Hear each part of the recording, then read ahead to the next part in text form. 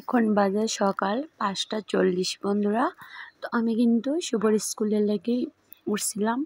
তো আমরা যে মানে এত বৃষ্টি আর শুভর স্কুলে দেওয়া হয়েছে না, তো মানে কেউই যেত না, অনেক বৃষ্টি। এদিকে একটু ম্যাগিও বানাইছিলাম, তো শুভরে ম্যাগি দিছি। তো শুভর গাড়ির মধ্যে ফোন করছি যে কেউই যেত না, এত প্রচণ্ড বৃষ্টি। তো আমি কই বাবা ম্যাগি যেহেতু বানাইছি খায়ালা, তো শুভর আমি ম্যাগি দিয়ে যাই, কিন্তু আবার ঘুমাইছি। আবার ঘন্টাখানিক ঘুমাইছে, ঘুমাতে উঠলাম। ওইটা এদিকে দেখো মানে বাসি কাজ শুরু করে দিছি।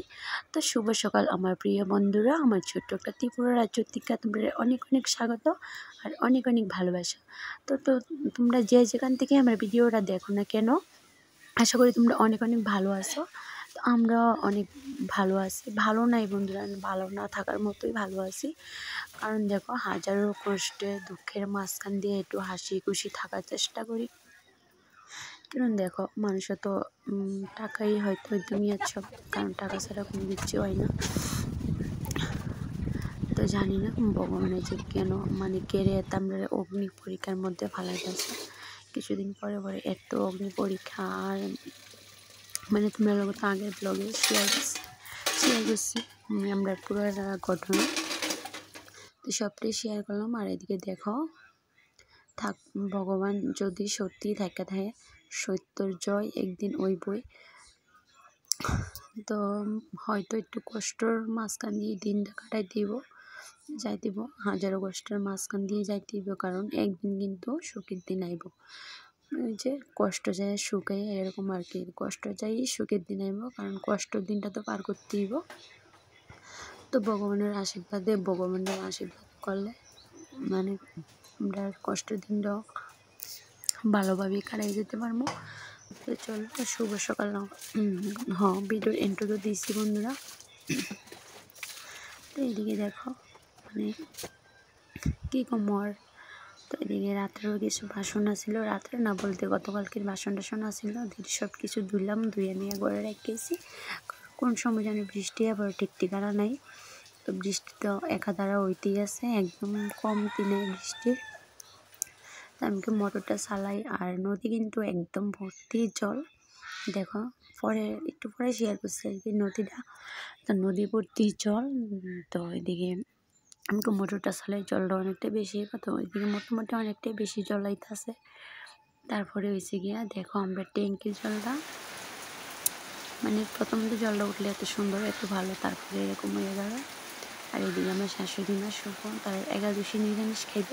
তো আমি একটু কিছু রান্না করে সেটা গ্যাসটারে খুললা রাখছি, ধুইছি, তারপরে স্নান বোর করে এসে লাগাই দিলাম শাশুড়ি মারে গ্যাসটা। আর এদিকে তারা মানে শুভ ঠাম্মা এদিকে খাইছিল কাঁঠাল। তো এটা রাখছে আমার লেগে। আর আমার না একটু শক্ত কাঁঠাল খাইতে ভালো লাগে, কারণ দেখো মানে আগে এখনও কাঁঠাল আমি প্রচণ্ড ভালো পাই, আগেও ভালো পাইতাম।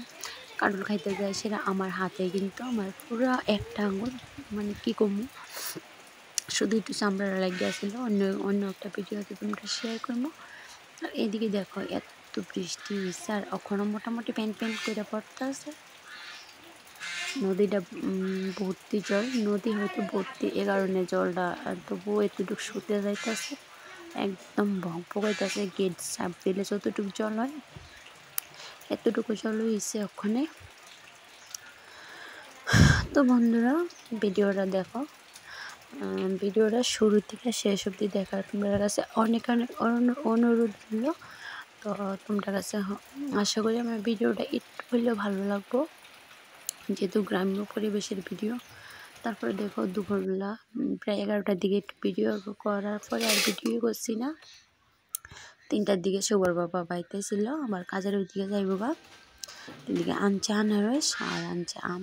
তো রাত্রে আবার আইব মাইতে সাবু গোলা টোলা এসবটা নিয়ে আইবা। আর এদিকে দেখো কি সুন্দর মাছ, তো আইতে নাকি এটি পুকুরের মাছ, তো এটা কিনে আনছে নাকি। তো এই মাছটার মতন কাটটা ফ্রিজে রেখে দিব আর কি। এখন যেহেতু বেলা 3টা বাজে আর কাটা গোটা করে দেখো লুইছি, এদিকে ফ্রিজের মধ্যে রেখে দিব। আর আমি কিন্তু বড় ছোট যে কোনো মাছ আমি একটু কাটে সেরে লবণ দিয়ে ধুলে তাও একদম ফ্রেশ হয়ে যাবে মাছটা, একটু মানে লুটুট থাকে না। আর এদিকে অল্প একটু চিংড়ি মাছ, দেখো তোমরা বাড়িয়ে দেখিয়ে বুঝতে পারতেছো চিংড়ি মাছ কয়টা।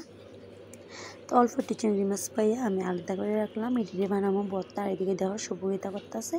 তারপরে কিন্তু আমি আর ব্লগটা করছি না। চলো বন্ধুরা, আমার ভিডিওটা যদি ভালো লেগে থাকে তো লাইক শেয়ার সাবস্ক্রাইব আর কমেন্ট কিন্তু করবা। Tata bye bye.